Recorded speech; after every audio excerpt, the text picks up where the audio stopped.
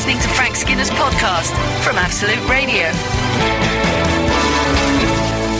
This is Frank Skinner on Absolute Radio with, wait for it, Gareth Richards and Steve Hall. Not one interloper, but two. Yeah. You can still text us on 81215 or follow the show on Twitter at Frank on the Radio. I mean, we won't know how to look at it. No. Got no idea. No, don't say that. Or you can email the show via the Absolute Radio website. So, yes, it is... it's a bit peculiar in that. I'd go so far as to say... yeah, so just behave yourselves. I don't want you getting drunk and going on about women being moody. I should say... No, Charlie, the producer, won't like that. No, I should think if... Charlie's a woman, I should say. Yeah, Charlie is a woman. And that was ironic. Ironic. What, Charlie's a woman? That's ironic. What do you know that I don't? Let's not list it now. Yes, so don't panic. It's not going to get all ladsy. I mean, they're two men, but they both wear spectacles. Yeah. So it's a compromise. It's a compromise. I've only done a few of these when it's been all male. And this is the more salubrious. We did one with Matt Ford once, and that got quite laddie. Yeah, that's quite male. Geezers. No, I don't think I've ever... I basically disapprove of it. I'll be honest with you. Matt Ford? No, I don't disapprove of Matt Ford. I'm half the man Matt Ford is, so that's perfect. Are you, in what respect? Size. I like... Matt Ford, if he's listening to this, will be honoured that he's been spoken of as if he's a household name. Google him, if you don't know him. He's a very funny political comedian, I think is a fair summary. I don't think he'd mind that. Well, we've been sitting around, three lads sitting around together chatting, so we've talked, first of all, we've worked out our first texting of the day. What is Foyle's War? We're all aware of it as a TV programme, but none of us have got a clue. No. Isn't it odd how those things can be around in your mind but not in your mind? Yeah, For me, it could be a reality show about trouble in bookshops. What do you think it was? Period drama? Something about cooking a chicken. You can imagine basting a turkey. Yeah. No, I think so. I reckon it's a period drama, something to do with a war. You think, when you say the war, are you saying World War II? Are you pushing? Are you making my mind up? Well, or World War One? No, World War Two. Well, don't say the war, and then we find out it's World War One, and you say, "Oh yeah, I meant that one." Okay, I'm going World War Two. Okay, I'm hoping it could be about peacekeepers, and that each year they successfully foil a war. That could Just be about the power of diplomacy. I don't think that's what it is. I find that dramas don't tend to go for punning titles the way that's true. The way other programmes do. Is that right? I think you're right. Okay. I mean, Downton Abbey, where's the joke in that? Rubbish. I mean, if you're going to give it a title. At least Upstairs, Downstairs had got a sense of... music to it. Yeah. So, I tell you what, my day started badly. I was about to moisturise. I've been speaking a bit about moisturising on the show just lately. I am bringing out a book called Why I Moisturise. Do you know that? No. And that's not a Geordie recommending people moisturise. Why I moisturise? God, we've gone through... Yeah, that's usually the sort of thing We've gone through the pond ceiling already. Come on, hold back, lads. I mean, it'll have to have like a waterproof or like some sort of protective cover. Why I moisturise? Yeah. No, because I'd never hand cream. Oh, right.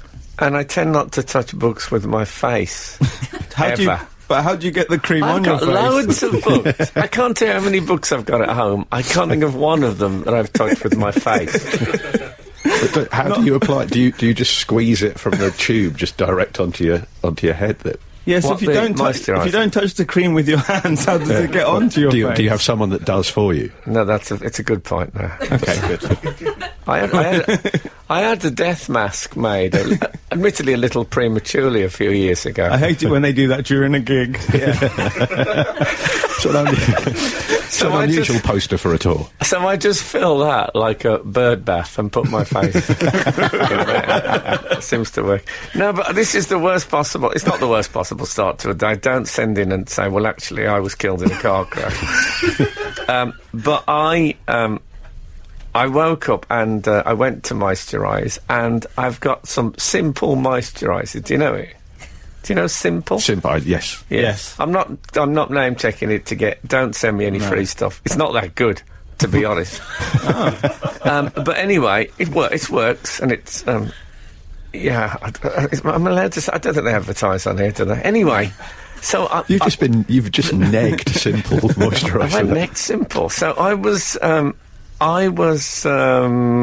reaching. There isn't much left. We really are near the end of the Simple. And what I'd forgot to do, how annoying is this? I'd forgot to leave the bottle upside down. You know when you have to leave it upside down so it runs through to the cat? So I'd left it the right way up. Well, I don't have that kind of time. So I had to use a more substantial industrial moisturiser. And now I feel complex. In my mouth, yeah, exactly. Extremely complicated, it's called. And now my face is all over the place. I can't get a grip on it. My face is... Do you feel like a Picasso? Holding a thought is like holding a big fish. Absolute Radio. Frank Skinner on Absolute Radio. Come on, talk. That's the job. Nice, I liked it. Yeah. Do you reckon if you work for Simple, if you get handed the Simple contract and your name's Simon, you just have to immediately get rid of it? No, I think it'd be good, wouldn't it? Because people would just call you that, and that'd be the perfect job. Everybody wants to be a bit of a local character. Yeah. If you were Simple Simon and you weren't that good at your job, but you know when you see people in a hat and you think, they want to be a local character. I remember at university or Polytechnic or when you were doing BTEC, there was that bloke, that 18-year-old that wore a trilby, and he thought, this is me made now. Yeah. People know me as the bloke in the trilby. Yeah. There's people who used to go to music festivals with a feather duster. So they'd stand out, and it was the early days. It was Ken Dodd. You're thinking of Ken Dodd. Just Ken Dodd. It was just Ken Dodd. It was when Gary Crowley used to present The Beat, like early 90s, and you'd see someone in a mosh pit with a wacky, multicoloured feather duster. Yeah, okay. I discovered... Is that true? I don't know. I used to see Labrador dogs in red neckerchiefs at festivals, I remember. You see some terrible things at festivals, let's face it. 8, 12, 15. We had a... did we have a... What happened... where is it? I've been trying to... Sorry, I'm having to lead them. I've been trying to cover... I feel like a primary school teacher walking around with holding the hands of the children at break time. Can I go to the bathroom? How many sheets? That's what they used to say at my school. That's honestly what they used to say. Oh, and they'd give it to you like rationed going in. So you had to call it, because kids. If you put a kid in a, let's not go too deep on a Saturday morning, but if you give a small kid at our school a toilet roll, for some reason they have to throw it all round the toilet. Like that, what's that creative gymnastics? Ribbon gymnastics. I don't think it's called Rhythmic. Rhythmic gymnastics. Yes. Ribbon gymnastics, did you? I thought that. Say what you see. You'd be great on catchphrase. You'd be one of those, it's good, but it's not right. It's not gymnastics, it's jumpy, bouncy bounce. That's what I call it. Okay. Yeah, so they used to do that. So they stopped giving us the whole... They took the toilet rolls out of the toilets, and you'd say, can I go to the toilet, miss? And they'd say, do you want to stand up or sit down? I'm not making this up. And I'd say, sit down. And I'll have a go standing. Yeah. And then they'd say, how many sheets? And you had to go, thinking 7. Let's have 7 and 1 for the pot. Did you pretend that you needed to sit down every time so you could sort of stash them away for like a squirrel gathering nuts? I didn't do that because I think there's I don't know. It's an uncomfortable thing when you have to own up to that in any situation. There's a stigma attached to the sitting down. Yeah. The stigma of the dump. Yes, very good. Absolutely. Now, I must make that the last part of the show, because we're not going to top that. That's my... So I've been trying to cover Alan's Friday Night Trawl. Oh, yes. And... It's only his unsuccessful sitcom on Channel 4. And so it's Mike. Keep your personal life. Fishing community of outsiders and community. Mike in Beverley, which is possibly more information than anyone needs. Your kin, Beverley. Sorry, I thought she was a relative. No. Oh, I see. So, yeah, Mike in Beverley says no puns, and then then that comes in. You can dish it out, but you can't take it, can he? You're quite right. Mike says, "Morning all. There is something lacking in households these days: the budgerigar. Everyone had one. Where are they now?" I think they're still around. They don't classify for the whatever happened to. I don't think. Well, here's a shout out for them now.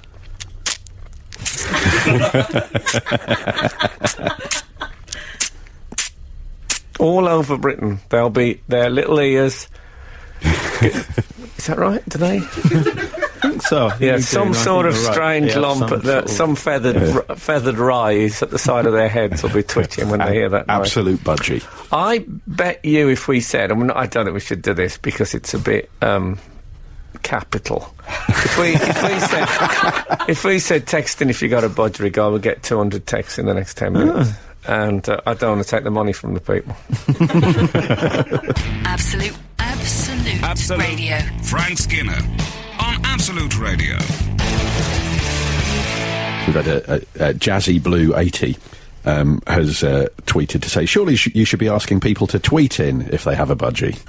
That's good, isn't it? No, that is a good point. And I'm pleased. It's not up there with stigma of the dog. But it's in the surround. It's in the same postcode. It's not in city centre. They've gone mad for Stig of the Dump on the text. Lots of lovely feedback. Thank you, 877. I'm glad you enjoyed it. Stigma. Yeah. You said Stig. Oh, did I not? Did I? Oh, sorry. You've killed it already. I've killed it, it's dead.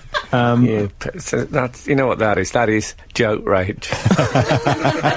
when one comedian hears another comedian do a really good joke, and they laugh, but that joke rage inside, they're thinking, why don't you feel really poorly, Sue?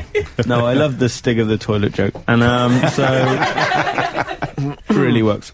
Faye Schreiber said. Faye Schreiber on tweet. Sorry, I thought it was some sort of Hebrew greeting. She said, for the moisturiser, cut the bottom of the bottle off near the end, and there's loads left in there. Yeah, but don't you still have to wait for it to make its almost endless journey, that slow creep down the wall of the bottle? No, what you do, you start with the very end, and then you scrape that out, and then do another layer, and just keep going down the layers of the moisturiser. I see where you're coming from. Yeah, that's what I... Okay, I'll try that then. I must look for my bathroom scissors. You know those heavy-duty... they're secateurs more than anything else I keep in the... For the ear hair? Yeah, exactly. I'll tell you another thing I did. I had about 12 little bits of soap. You know when soap gets to that small thing where you just can't do anything. You can't hold on to it. So I just keep leaving them, because I used to have... now, this is something from people who've been reading this show for a long time. Well, might know that... I'm talking, of course, about the novelisations that are published after each show. That many years ago, somebody sent me a... It was a bit of a Man in the Iron Mask soap thing. It was something that you put those little bits in and you tighten the... this is how I'm remembering it. I might have added... Right. You tighten the sort of wing knot, and this thing closed on the soap, and you left it in water like that, and when you released it a couple of days later, a new bar of soap had been formed of the squeezed small bits. So like a Frankenstein's monster of soap. Yeah. And No, and this is an age thing. I think I had one, or I might just have heard about one, or I might have dreamt there was one. You might have invented it. It's I don't know which one it was. I mean, this is the age of multiple choice. So yes, it was one of those things. Yeah. So anyway, I didn't do that. I just threw them all down the toilet. I threw I went down round all of my bathrooms in my house, which, I mean, obviously is quite a journey. And I threw them all down, and... well, that's good. That feels like a vengeance on, like, you go, make me count the number of sheets I'm using now. Yes. Well, no, I left them there for a bit, and I thought they're going to clean that part of the toilet where we never go. We can't even see. Hardly ever go into that bit of the toilet. No, I don't go. I never put my arm down the toilet like James Herriot with an expectant bovine. So I left them down there for a bit. I could see them down there looking. Oh, they didn't up at go me. Away. I could see them until it became so cloudy I could no longer see them. It was they were doing it, not me. And then I flushed, and I had an idea, that some sewage worker in a few weeks' time will go down the sewers, and somebody say, "Was it down there?" He'd say, "Well, I've got to be straight with you. It was absolutely spick and span. You could have had your dinner off those walls." And that's a lovely way to do it. So I urge you people with little bits of soap, get them down the toilet. Frank Skinner. On Absolute Radio. Absolute Radio. Also, we've had a text in from Ian Angel. Ian Angle. Angle, is that a person? Yes, he's I know he will have heard me raving about Steve's pond, and he would have thought no one out ponds. All right, he's going to go for a topper. Yeah. So brace yourself. Hold on, let's get my seatbelt on. So Ian Angle said, surely it should be called Stinkmer of the Dump. No, Ian. No, that's...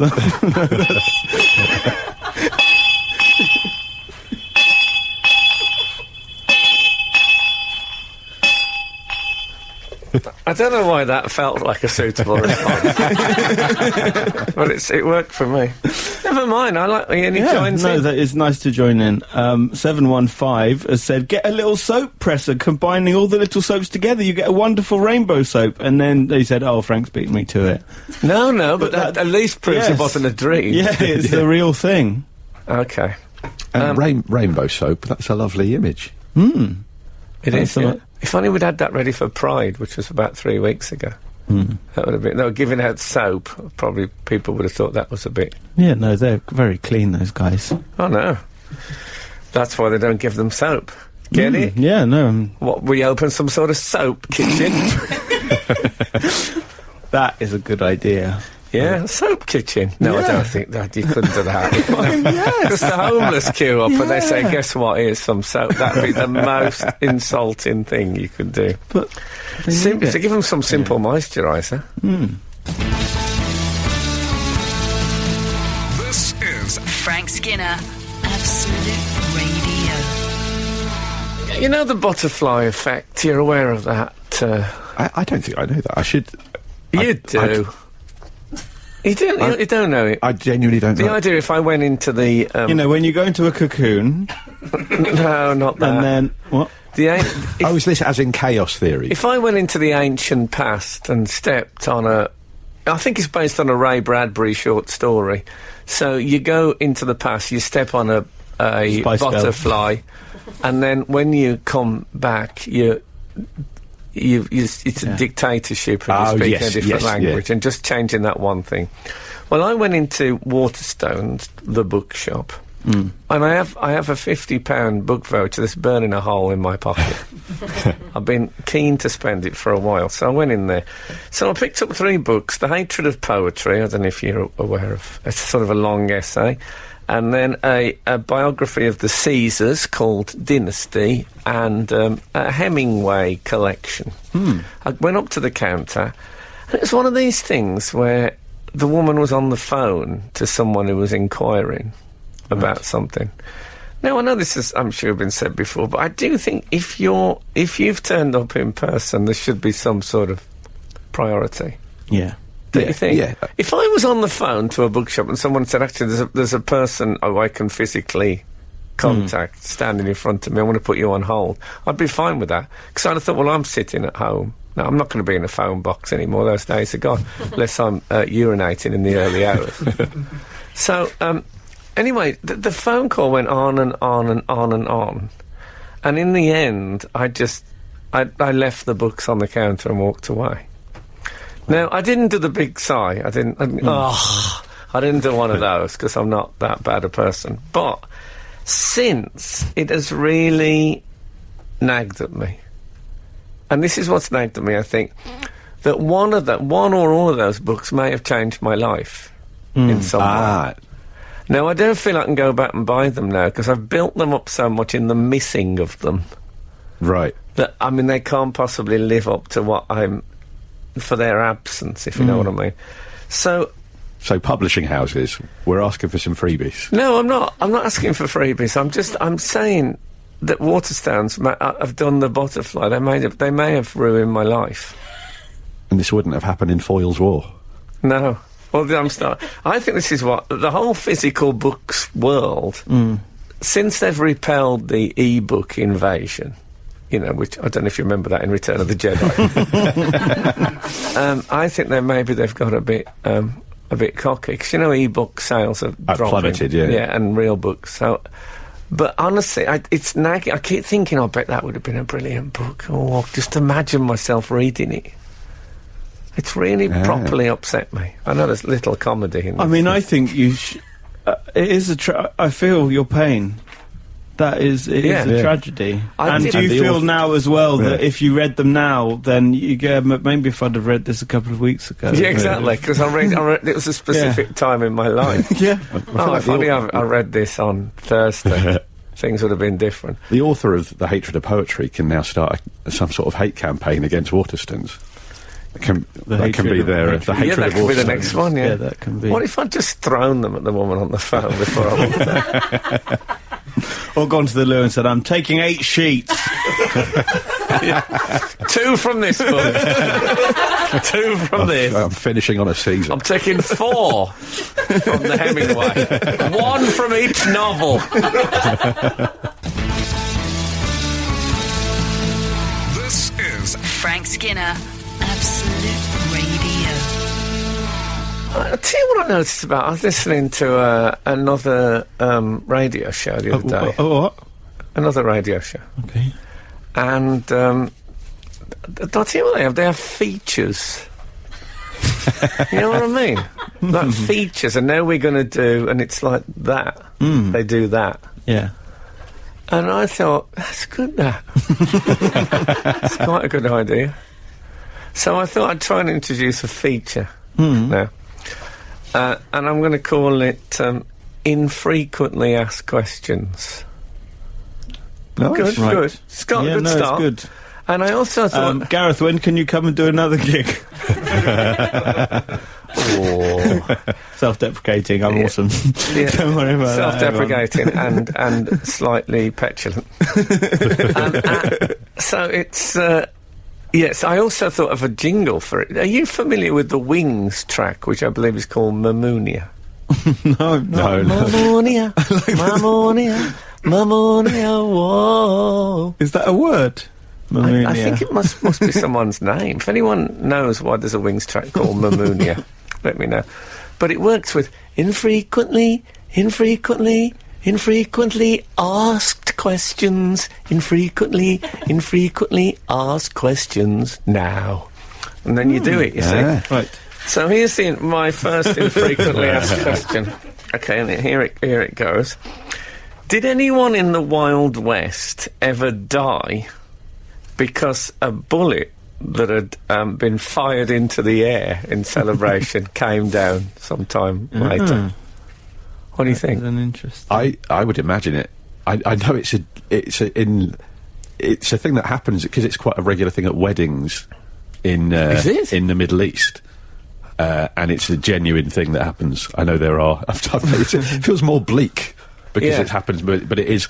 And there's a scene in Love and Death. Woody Allen fires a gun in the air. Yeah, I don't think we should take that as factual representation. So it has happened. Right. It's happened not in the Wild West, in the wild Middle East. Yeah. And do you know there are actual examples of that? Yeah, so they try and... That's bad luck, I think it's been a thing where they ask, sort of go, can you please stop firing your guns in the air at weddings? How long do they stay up there? I mean, could it be like the next... You know those places, like if it was a registry office, you could be 3 weddings later, and you turn up, and suddenly you've got a hole right through the middle of you, like some sort of bead. I don't mean the venerable bead. Some weddings I've been to, I'd be grateful for it. Yeah, you're just looking up in the air longingly, hanging around where we did the shooting. No, but if you fired upwards, that bullet, I always imagined they went into outer space. Right, cowboys and aliens. Yeah, but well, anyway. I don't know if it's been a very satisfactory. So you've definitely heard of we can cases. do some experiments. Yes. Okay. No, Steve is. If it happens in the Middle East, now it must have happened in the Wild West. Yeah. Then. Perhaps that's why they wore those hats. That's why the hats had dents in the top. That's it. We've sorted it. Absolute Radio. Frank Skinner on Absolute Radio. This is the Frank Skinner Show on Absolute Radio. This morning with Steve Hall and Gareth Richards, in no particular order, can I point out.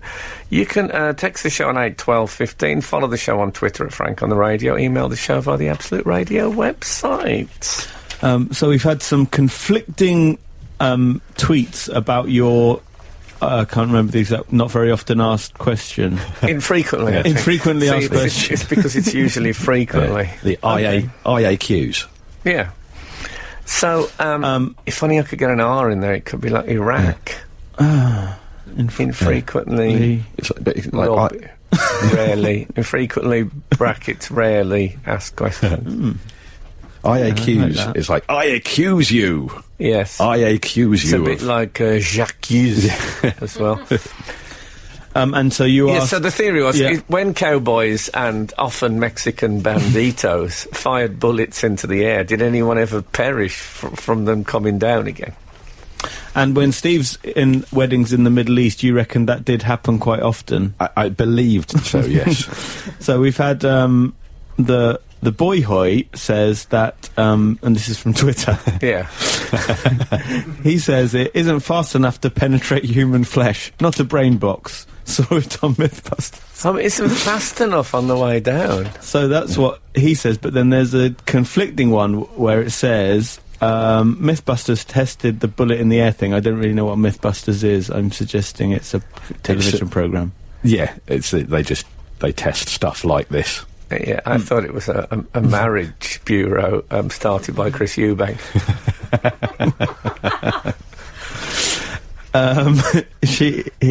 And someone else says Mythbusters tested the bullet in the air thing. Firing straight up won't kill you, but a slight angle can. A slight angle. So do they mean like exactly if it's like 90 degrees into the air? Though but if it's 89, well, I guess something going straight down might get up less speed than something that's coming at a bit of an angle and so has less... Do you guess that? Yes, that what is the basis of your guessing? It just seems right. No, come on. Seems right. It could be if you wanted to clamp down on drugs. If Chris Eubank wanted to clamp down on drugs amongst female teachers, Mythbusters. Yeah. That's better. We'll leave it there. In the end, let's lose the first. It's live, you say? Doesn't. Oh. What, you mean all that stuff about... What, the toilet paper? Oh. Okay. But you're right, I've never seen that in a Western. No one's ever just dropped dead for no reason. What would be brilliant in a Western? You know, we're in a situation where the bad guy's is about to click the trigger and you got no hope. There's no way out for the hero. You think they can't get out of this. And then suddenly... he drops, and then you realise it's a stitch back to that mad shooting in the air bit that he'd done earlier. That'd be a brilliant bit in a film. It would. Especially if you really, have them shoot in the air for quite a long time. Yeah, he makes a big thing about it. And it's actually that bloke doing it. So he's hoisted by his own Heta. And maybe there can be a thing where there was a particular bullet that the hero's father gave him that had its initials on, and the baddie stole it and then shot that up into the air, and then that is the very bullet that killed him. So when he drops, he then goes probing about in his head. Yeah, he digs it out of his... We should get out of here while we can. Just a minute. Just going to check. Just get the top of this head. I must take a souvenir. Yes. Hold on a minute. I could do with some lead for my fishing thing. I'll just get this. Hold on a minute. This is the bullet that my granddad made out of his old fillings. That's a great ending for a movie. I'm going to fill you full of lead and then extract the lead again, because I'm very frugal that way. Exactly. I'm going to fill you full of lead, brackets temporarily. You've been watching the Western Waste Not Want Not.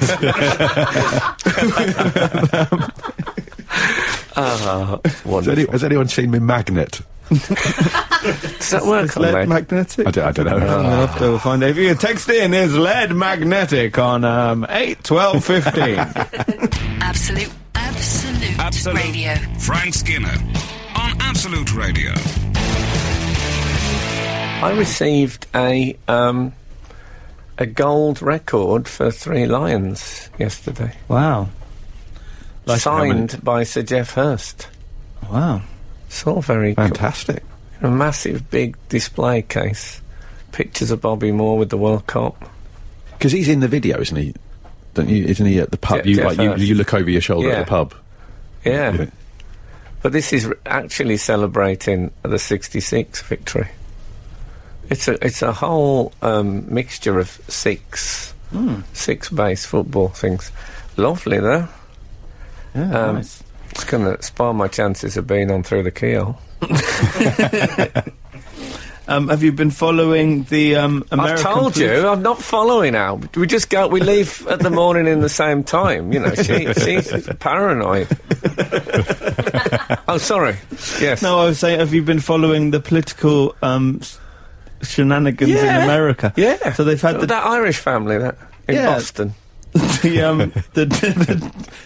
The Democratic Convention has been happening. Yes. Can you say that as if you've perhaps once said it before? Yeah, I really tried. Do you remember last time I was on the show? I think it was last time, or with you anyway. Yeah. You mentioned Brexit. Oh yeah, and you'd never heard of it. I'd never heard of it. What happened with all of that? Well, didn't turn out that well. Oh, never mind.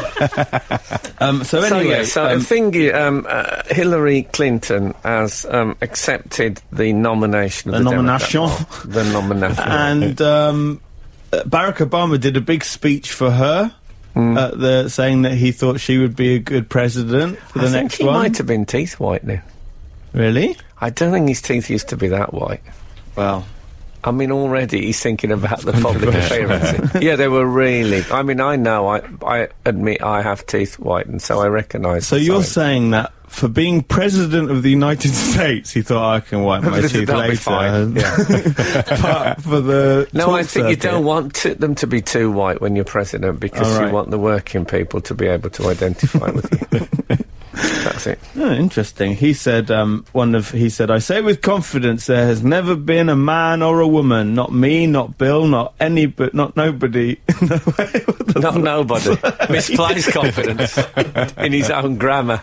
He didn't say Have you seen his grammar? Lovely old lady. Not me, not Bill. Nobody more qualified than Hillary Clinton to serve as President of the United States of America. Yes. And everyone cheered. But I think him and Bill Clinton would be more qualified than her. Why? Because they've already done the job.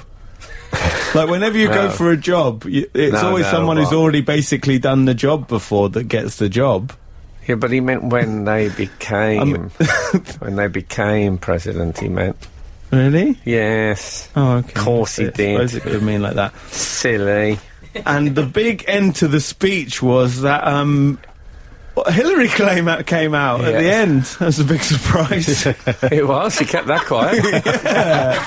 Well, it sort of explains Bill's behaviour a bit more. And the haircut. No. No, I mean, no, she just came out from behind... No, she came on stage. She came out from behind Barack Obama. She'd been doing that thing when you put your arms under their armpits and do all the... I wondered why he lit a cigarette and had a drink and stopped. It did look awkward. I couldn't work it out. That would have been brilliant. Yeah. Especially that bit when she made him teeth whiten. No, so she came out and it was a very big... They hugged like there was no tomorrow. Now, the hug, I thought it was a pretty good hug. Yeah, it seemed genuine to me. What about that I'm sticking my neck out there. But the fact that it seemed genuine sort of made me think it was quite rehearsed and they'd really thought about it. I'm sure that's true. Because there were a number of decisions I think they made. So firstly... She went over the top. You know when you hug, there's an underneath person, unless you do one arm over, one arm under, but usually there's an over the hug person and an under the hug person. Who has the higher There's arms. a top and a bottom. There is? Yeah. Yeah. It's like if you imagine the arms as bands, she went upper band and he went lower band. Now, Hillary's 5'6". I haven't been up her band since I toured with the Spice Girls in 1991. It's all right to smoke in here. Yes, that's true. And and he's 6'1". So but it's sort of saying, just don't think because she's the woman she has to take the lower band on her hog. She is the one who's taking over, so she gives and it's quite maternal and it's like, okay, I'm in charge. And if he had gone over the top, it would have been like, little Hillary. No, what they should have done, they should have started with little Hillary. And then he could have had the upper band. And then she could have reached up. And wrestled. But that would have suggested the taking over. Yeah. Maybe they should have done a what dirty if he'd have gone dancing. She just ran at him and he catches her in the air. But if she'd have gone up higher to say, I'm going to be the next president, and then he'd have thought, but hold on, I'm still president, so he'd have gone higher. And then it was like a cross between a totem pole and the Indian rope trick, as they actually levitated to try and get the upper arm. I think that would be not the upper hand, but the upper arm. No. Yes, we'll come back to this.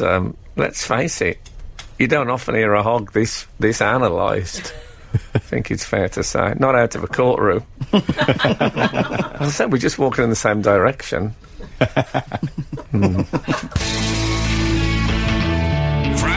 Frank Skinner. On Absolute Radio.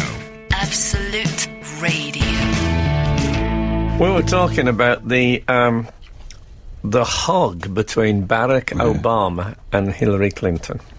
The thing, I didn't find the hug so awkward. The thing that I really found awkward was when he lifted her arm in the air. He didn't lift her off the ground. They tried swung her around. When he put her on his shoulders, that seemed out of place. What would have happened to the Hillary's chances if he'd have picked her up, swung her round and round, one of her shoes had flew off, and the stiletto heel had gone into the eye of a child? Even though that couldn't possibly be anything, that wouldn't be her fault. I think she'd lose millions of votes because of that, just because of her association. And then a bullet suddenly landed on someone's mouth. Obama, he sort of lifted her arm up, but he didn't quite have it properly, so it was like he had to sort of half rotate his wrist kind of upside down and had her awkwardly. So it was more like when you're taking a baby to the toilet. And when you're taking a toddler to the loo and they're sort of a bit stubborn, it felt like he'd sort of... And it looked like they hadn't rehearsed it, like he'd got carried away. I'm sure they planned everything. I thought it would have been great if he'd raised her arm. She had a massive sweat patch. And he was saying, is this what you're going to vote for? Should have just pointed at it. Well, I'd love to get Emily's opinion on what Hillary was wearing, because I thought she was sort of rocking a slightly North Korean look. There was a sort of Kim Jong ill-fitting suit. There was a bit of very good. Very good. Well, I noticed Theresa May's going for that kind of trouser suit. I think that, I've long on this show been talking about the communism as an art form. You know, I like mass marches and with mainly with missiles. But those kind of everyone wearing the same suit, I think, is a good thing. And now women leaders have started doing it. Yeah, a little bit Star Trek, I thought, the suit. Although I saw Angela Merkel in blue crushed velvet catsuit split to the waist. Which I'm not totally sure she carried off. I enjoyed the shots of Clinton when Obama and Hillary were really hugging. There were just a few shots of Bill. Yeah, as if the camera was saying, "Oh, let's check if it's all right with William." It was like she was turning to him and going, "The tables are turned now." Just that if she gets in, there'll just be hot male interns everywhere. Who was that? Fleeing for their lives. Who was that millionaire who got involved with cricket? What was he called? And Stanford. He staged $1 million game between England and the West Indies, and there was one point where the England wicketkeeper looked up at the stands and his wife was sitting on the millionaire's lap. And there was genuine concern in his face. I love that. Well, I think Hillary's got a mountain to climb. Sherpa tents in 1953. So that's my quote of the morning. And relax. I think there's choices that you make with a hug. So they went for eyes closed. Yes. For the hug. Did they? Yeah. That's intimate. Well, yes, but also eyes open can be a bit awkward. Yeah. Like, don't look at each other. Oh, no. You tend to look over the shoulder, don't you, for a hug? I don't know. I think it depends what your expression is. If you look scared, that's not good. I think hugging women... You have to look happy. Hugging women generally is a minefield. Yeah. Like whether you smell the hair... So what are your... Whether you just lick the ear. What's the worst... What's your worst performance in a hug? I think we'll have to come back to this because I have an obligation to play music. But can I tell you I've been instructed in the art of hugging. Wow. Honestly. I have had proper coaching in it, so maybe that will help. This is Frank Skinner, Absolute Radio. You were going to tell us about this hug training you received. I'm going to tell. I'm not necessarily the next thing that happens. I once witnessed you involved in the most awkward hug I've ever seen. Can I get a lawyer in, please, before we discuss anything? I was just walking in the same direction. A couple of years ago, we did a radio thing for a different station, if we're allowed to say that on air. And we were in where we recorded it. There was a public. You got the right person. Yeah, this will come back to you as it was the other guest on was David Mitchell. And where we were gathered after the recording was a public area. I'll do the voice if you want. I can be David Mitchell. Hello, Frank and Steve. It's lovely to see you all here. Well, I think we can reenact this. We're on the radio on this other channel that I've never heard of before. I think I have. Frank, you don't seem to be aware you're even here. You met Steve before. You're completely ignoring him. Okay. And we were where we were after the recording. It was a public area, so there were people who hadn't been at the recording. I think I have worked this out. A bloke came up to Frank and was like, "Oh my God, I love you so much. I want a photo," and immediately put you in a mild headlock. And you had to sort of say something like, "I could do without the headlock," which, when you're posing for a photo, I think is a reasonable request on your part. So it makes a change from cheese. So the photo was this bloke in the middle, flanked by Frank and David Mitchell, and then the photo was taken. The bloke really loud went, "I can't believe I've had my photo taken with Frank Skinner and Ian Hislop." Yeah, and the look on Paul Mitchell's face. Paul Mitchell. Sorry if I missed something. David Mitchell. Paul David Mitchell. Paul Mitchell. Oh, okay. Paul Mitchell. No, Paul. I was sympathising. Hold on, I'm going to have to rinse out. But it was the combination of the headlock. The headlock followed by. No, I do remember that. I don't like a headlock generally. I find it restricting. My problem with the woman is once I'm aware of bra strap, I feel I've encroached. Yeah. If I actually feel the clasp, I just think, oh no, this is not my area. The days when you could just twang them playfully, they're gone. So I don't like that. I find myself hugging women from a greater and greater distance. Do you know what I mean? So it looks more like one of those shin-kicking contests you get in country fairs. Perhaps using a pair of back scratchers as extended arms. I'd be glad to do that. To have like two marigolds on back scratchers and put that. Because otherwise, I think I'm always imagining that the woman is thinking, oh, he's taking advantage here. He's pressing my bust into his chest. Yeah. And I don't want anyone thinking that about me. All right? Okay. Fair enough. What's your most awkward hug? I've got photographic evidence of mine, because I think I was a uni at a summer ball, and I had a photo taken with this girl who I was friends with, nothing more. And because it was a ball, everyone was wearing dresses with off the shoulder dresses. Yes. So I had my hand round her, my arm round her, and my hand on her naked shoulder. Yeah, I think that's it. It is okay, but it's like, how much of, if you're going to put palm to. I felt I was young enough at the time that I found that, so I made a fist. Oh. So rather than actually touch her nakedness with my hand, I made a fist, and it makes for an extremely awkward photograph. Yeah, but that was sensitive, because no one wants actual fingertips on a bare shoulder. Yeah. They didn't let me wear the latex gloves. No, but it is. I'm just going to start bowing to women. Nice. Well, I went to it was a meditation centre kind of place called Osho Leela in Dorset. And we were taught how to hug there, and in quite a proper method. This is Frank Skinner, Absolute Radio. Been talking about hugs. El Gordo has tweeted to say every hug story is an awkward hug story. I'm British, for God's sake. Well, I know what he means. I'm a big hugger. Yeah, you are quite. You are a big hugger. I hugged another comedian recently, and I thought we hug each other. And he looked at me as if to say, "What on earth are you doing?" Was that this morning when I arrived? No, it's.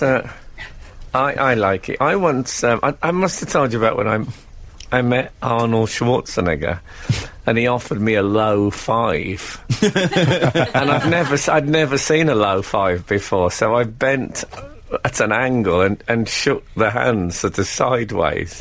I thought it was a sort of sideways handshake, and he was just unsympathetic, I think.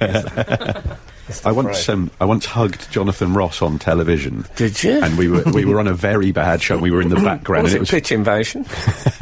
Was David Mitchell there? Oh, stop it now. There was an awareness that the show we'd been on was quite bad, and we were sort of stood awkwardly as the presenters wrapped it up. We were stood there, my old sketch show, and Jonathan was stood there. So he hugged all of us, and it was like the eyes were closed. It was an eyes closed hug, just hoping that this recording would be over as soon as possible. Well, when I was taught how to hug, this was what it was, that you thread your legs in between there. So it should be, if you can imagine a sandwich, it's their leg, your leg, their leg, your leg. Do you know what I mean? Right. So you're locked like that. And then the idea is, as you breathe out, they breathe in.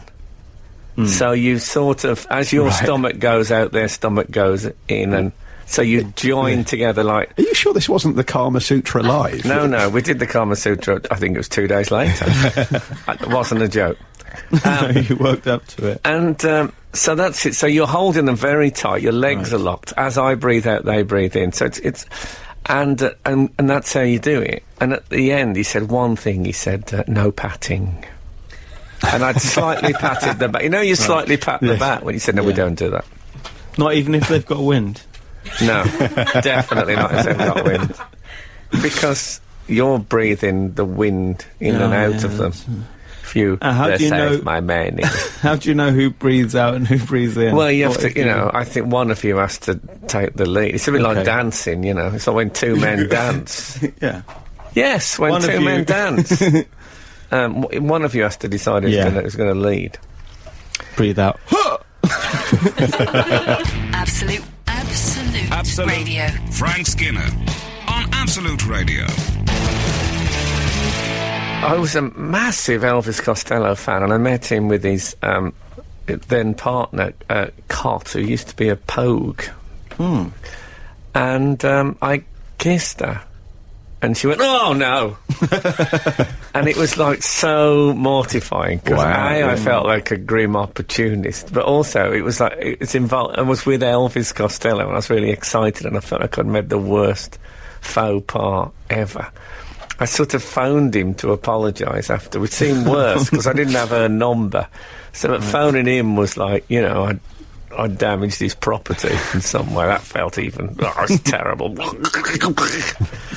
That's the thing that ruins hugs for me is my mother-in-law is a delightful lady, but she's fond of when what should be a hug, she's fond of a kiss on the lips as part of a hug. And I've talked... The various partners of my wife's siblings all have the same thing, that Libby Gregory she's a lovely lady, but she's a lip kisser. Lippy Gregory, I know. It ends up... you sort of end up developing St. Vitus dance, trying to duck and weave your way out of a lip kiss. I can't think of anyone who I lip kiss. I can't think of anyone.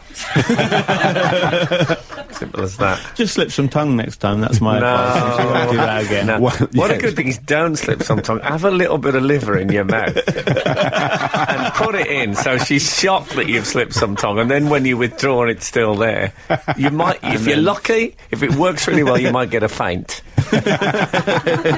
Not that I believe in fainting, of course, as a phenomenon. Well, on the Hillary thing, though, I once saw a senior American politician, and he was sort of visiting these local congressmen type, and they got on stage, and he held his arm up the way Obama held Hillary's arm up. And he leaned across, and he was a bit too close to the microphone, and you heard him say, it's the symbolism we're after. Absolute Radio. Frank Skinner on Absolute Radio. This is Frank Skinner on Absolute Radio with Steve Hall and Gareth Richards. Well done. That was took a moment to come there, but you remembered. You can text the show on 8 12 15. Follow the show on Twitter at Frank on the Radio. Email the show via the Absolute Radio website. We've had a tweet from Paul Hodson, who says, "Great to hear Frank quoted on BBC Radio 4 Today Thought for the Day programme. # you've arrived." So I was quoted on Thought for Today. Thought for the Day. I think you'll find that Frank arrived some time ago. I know, indeed, Paul. But, I think I've been rapidly looking it up in response to the tweet. I believe this morning's Thought for the Day. You're across the channels. This is across the different stations. Not very topical, what with the Brexit thing. There's a gentleman called Jasveer Singh who was talking about it being the 50th anniversary of England's World Cup win. Yes. So I haven't been able to find what the quote is. Well, that's good. At least it's to do with that and not, like, you know, the decline of morality or something. No, you don't want to be that guy. Just a bit from an old stand-up special. No, it's good. I've never really thought of a box to tick but being quoted on Thought for the Day, but it definitely counts. I've done Test Match Special. This is... all right. Fantastic. And Frank will be reading out his CV live all over the country. But there are some certain gigs you do that you do feel, oh, this is on my... list of things one would like to do. It's like the equivalent of the EGOT, you know, like the Emmy, Grammy, Oscar, and Tony. Oh, I didn't know that. I thought that was again. I thought that was from Return of the Jedi. I think there's a very small number of people who've got an EGOT. But maybe all you need is Gardener's Question Time, and you can complete the set. Yeah, that was Gookwit. No, I've never done Gardener's Question Time. It's true. It's not a hint, if you listen, anyone. I don't feel I could really contribute, to be honest. I could talk about my spider bite. Anyway. He's very good. It's really like a spider's actual bite. It's very realistic. I wanted to talk about Switzerland. Oh, not this again. They'll give the gold back when they're good and ready. And I'm not making suggestions to Frank.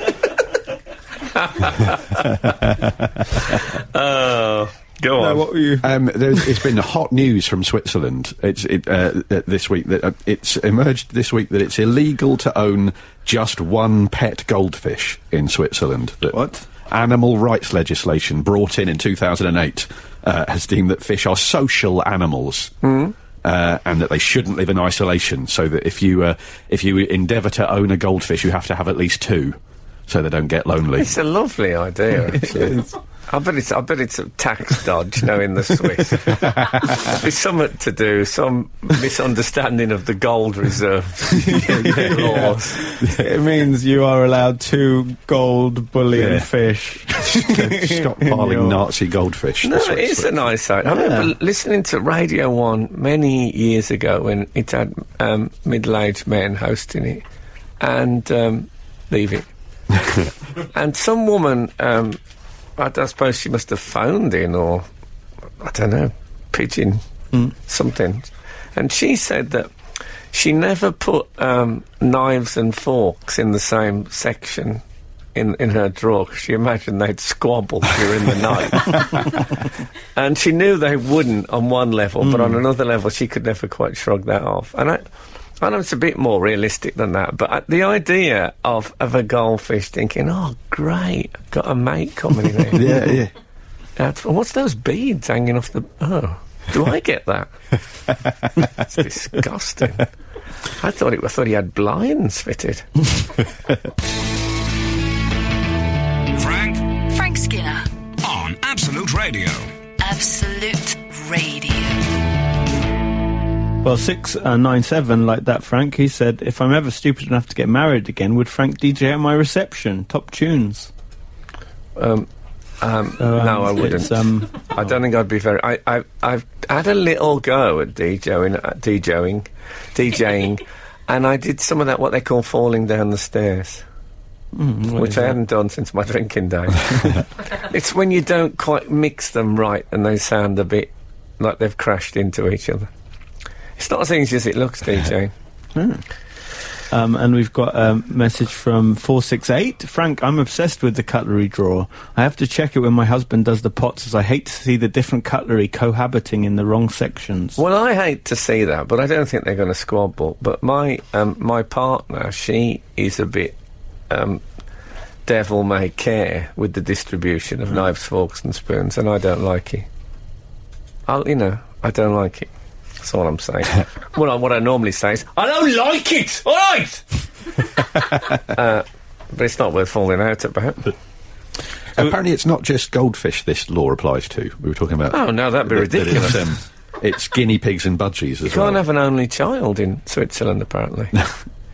It's... You can, no doubt. Yeah. I like they've got, fiercely draconian immigration policies, but very liberal. I didn't know they did that. 260 says, on the subject of budgies, and did we mention budgies before? We did, yes, we did indeed. I have a budgie called Hamish. I've had him 2 years, and it's very hard to get anything for him besides seeds and sand sheets, because budgies have gone out of fashion. And even pets at home told me nobody has budgies anymore. He has had the same toys in his cage for months. It's really sad. Alexandra from Liverpool. No, that's bad. It's a tale of sadness we've painted there. Someone sent in earlier and said it should be a whatever happened to budgies, and I just thought that now there's loads of budgies about, but maybe. What about cuttlefish? I guess they're booming with all the budgies out of the picture. It's been great news for them. See, when they get to coal levels, the budgies will make their comeback. Yeah, they talk, don't they, as well, budgies? Yeah, they're the gift that keeps on giving. They should never be part of a heist or a criminal. No, I wouldn't do that with them. Sing like a canary.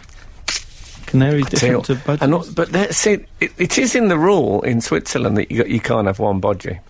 Yes, that's right. That is. Yeah. But they love a mirror.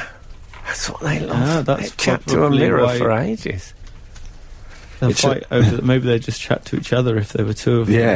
Yeah, no, I think they'd prefer. It's like reality TV stars. They'd prefer a mirror to another one. Presumably, it's a tricky crime to bust if you've only got one goldfish. It's a raid. It is. Yeah, would you find that out?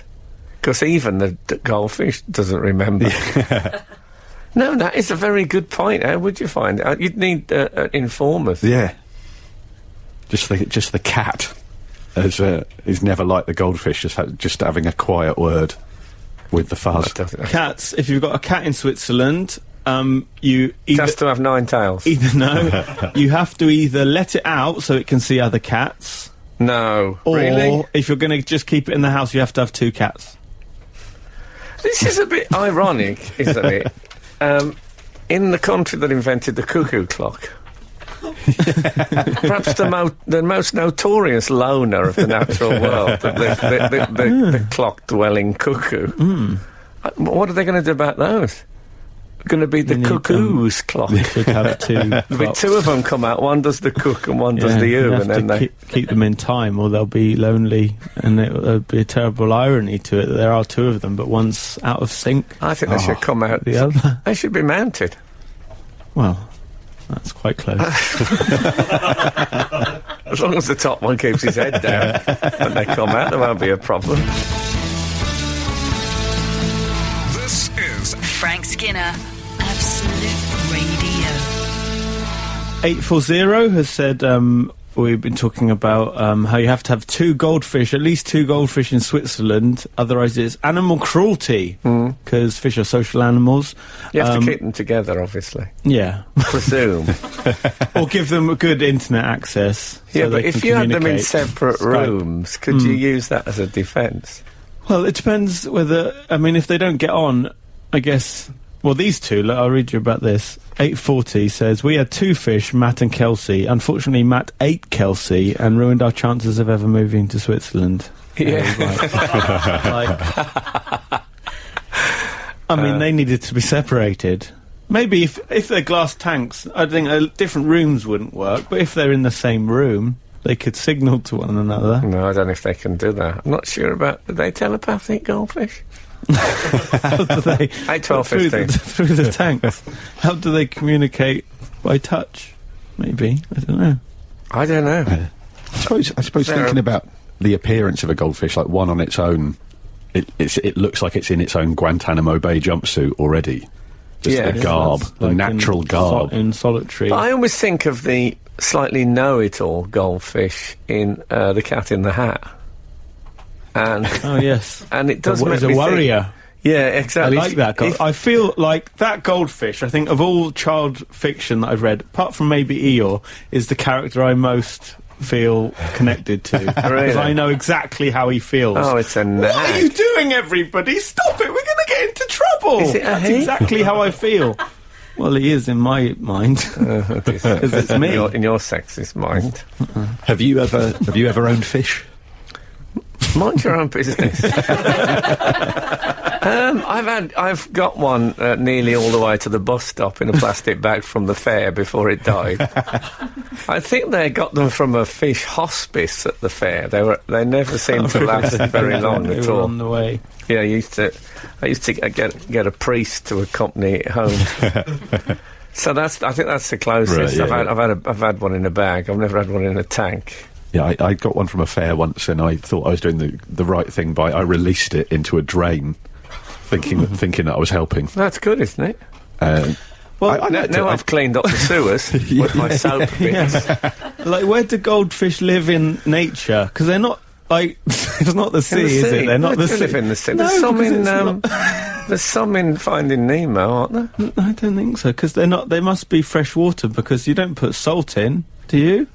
It's sea salt. You need it to be salty in the sea. Yeah. Maybe they live in. But then a river doesn't seem right, does it? Because how would they? Well, don't they grow quite big in nature because they've not got a tank to restrict them? So in nature. Where is that? I went out with a woman who had fish of various kinds, the tropicalis, and I decided it would be a really good laugh to put some plastic fish in amongst them. So I went to Camden Market and I bought about 10 of these little plastic fish, and I put them in the tank, and I'm just waiting to see how much she noticed. Anyway, I stayed the night, I'll be straight with you, and the next morning she got up to make breakfast and she said, oh all the fish have died. And I thought, no, she's seen the plastic ones, and but no, they had all died. Oh my God! And there was obviously something quite toxic in the plastic fish. It had killed every. So I said, look, I'll do it. I know it's upsetting. So I had to get the net, and there was some real fish and some plastic fish. I mean, I feel terrible about it now, but you know, what can I? Did you come clean, or did you? No, did I? Eckers Blimey, Nora. Hopefully she isn't listening to this. Not many people are. This is Frank Skinner, Absolute Radio. The thing is, though, like, if you have to have more than one animal in a tank or cage, like. The problem is that if you can choose the person you live with, that's quite a nice thing to have. But if you can't choose the person you live with, like we had 2 Russian dwarf hamsters, and I wonder where that was going. Russian dwarf hamsters. It's a type of hamster. No, I'm and sure. they're small. They're little. They would really. I thought they'd be massive. And they wear big fur hats. No, that's no, wrong. they don't. That's not true. And one of them, I think the mistake we got was they're miniature hamsters, but we got a normal size cage with normal size gap between the bars. And one of the hamsters clearly didn't like the other hamster, or living with us. I don't know which it was, but he managed to get so far. He got his head through the cage bars, but then got stuck there, and in the morning he'd completely fallen asleep. And my mum said he didn't like the other hamster, so he went to live somewhere else. And that's the problem, isn't it? That you might not like the person you're living with. Yeah. Hell is other hamsters. Yeah. I mean, you got to say, it's not a new idea, is it? Animals 2x2. I think it has been done before, quite successfully, really. Like I don't remember. I suppose the goldfish didn't. They said, when Noah said to them, "Do you want to eat?" They said, "No, you're all right." No, but they're freshwater, so maybe freshwater. It was rain, though. It was rain, so it was to water down the saltiness. There would be some salt, but then what about the saltfish? What happened then? Did the freshwater creatures and the sea creatures all mix up together because the rain sort of diluted it into a semi-saline solution? I think there would have had to have been an aquarium on the Ark for the freshwater fish. Don't be ridiculous. That's the most far-fetched thing I've ever heard in my life. But if I was going to put you in a tank, and you can either be there by yourself, or I will put in a person that you are not allowed to choose, just a person I will choose. Could it be Linda Lusard? No, you're not allowed to choose the person who it is. Okay. Would you rather be by yourself, or would you like what's in the mystery box? I think I'd like to be by myself, please. Fine, I quite like being by myself in a tank, especially. I remember when we invaded Hungary in '56. I was on my own in a tank. Man, I had the best time. Well, it's like they're isolation tanks for a reason. Oh, yeah. If it was a company tank, I find I've become more and more as I've got older, and more isolated, solitary, lone wolf. How about wolf? What about if you keep a wolf in Switzerland? You can't have a lone wolf. Absolutely ridiculous. Draconian. That's what it is. Absolute Radio. Frank Skinner on Absolute Radio. Did I tell you I'm going to Harry Potter today, to the world premiere? Oh, that's exciting. The new play? The new play, very exciting. Got ticket in pocket. Is Buzz coming? Or is he old enough to enjoy it? Too scary. Too scary for a 4-year-old, I think. It'll probably run long enough for him to be able to go to it. I'm guessing. What else? Joe Strahan has said on Twitter, I was told Noah had lots of different goldfish, koi, etc. in layers on his boat, and this was the first multi-storey car park. So that's how it was explained to him. No, that should be carp that he had. Park. Then it would have been a carp ark. A car park. Maybe that's where it comes from. My dad brought a cat back from the pub once, in the days when men always brought things back from the pub, things like scallions, little seedlings, and he bought the first time scallion's like an onion thing. He just all weird stuff. He bought a cat back. I remember he brought it into the house, and we had lace curtains, as everyone did at the time, and it ran up the curtains, and it held on. It sort of used the little holes in the lace curtains as a climbing frame. And it got to the top, and it clung on, and then it did a sort of an Errol Flynn thing, where it steadily slid down, tearing the curtains into shreds with its claws. Those are the days. Wow, and Harry Potter, is that, it's a new story, is it? Yes, it is a new story. Wow. The Cursed Child. Wow. And it's in the future? Well, it's in the future, because it doesn't start till 2 o'clock. Absolute Radio. Frank Skinner on Absolute Radio. I went to see the BFG. Oh, yes. The movie of the BFG. Good. And I'm a big Spielberg fan, and I like the book. Late review, really good book. Yeah. And really good film. Excellent. I really liked it. I went with Ethan, because he's 7, and it's a bit old for Elijah, because it's a bit scary. These are Gareth's kids. These are my children, yes. And Elijah isn't quite ready for the cinema. We took him to see one, and he just kept saying, "This is boring," really loudly. What was it? It was Zootopia. Was it Zootropolis? It's one of those things. Right, And he was not ready. I thought when you said this is what you were going to say, it's The Lives of Others, or something really. Yeah, The Remains of the Day. He hated it. I was in a restaurant with my son recently, and he refused to stop doing the falsetto bit from The Lion Sleeps Tonight, to the point where I had to take him out the restaurant. So he just kept doing, and I said, just stop it, just stop everybody's. And it'd be a slow pause. You had to take him a whim away. Yeah. Anyway, so and I was sensible. I wore, even though it was quite a warm summer's day, I wore my big parka, drinks in the pocket. Because Ethan can't have sugary drink, that's too sugary, the soft drinks. He'll go absolutely mad. So I had 2 big drinks. It's too orangey for crows as well, if I remember rightly. And, but then I was really sucked in because they had really good merchandise for the BFG. So for the drinks, you could buy like a jar, like the dream jars that he keeps the dreams in. I don't know the BFG. Do you not know the BFG? BFG? It's a wonderful tale. Lovely. There's big giants that are going into places and eating big children. Giants, yes, bad giants. Yeah, the really big, and then the BFG. Let me get this right. There's small dwarf hamsters and big giants. Well, the big friendly giant. Yeah. Is there a need for the big? Well, I think it's good to establish what BFG stands for. Or it just sounds like he's a very, very big giant.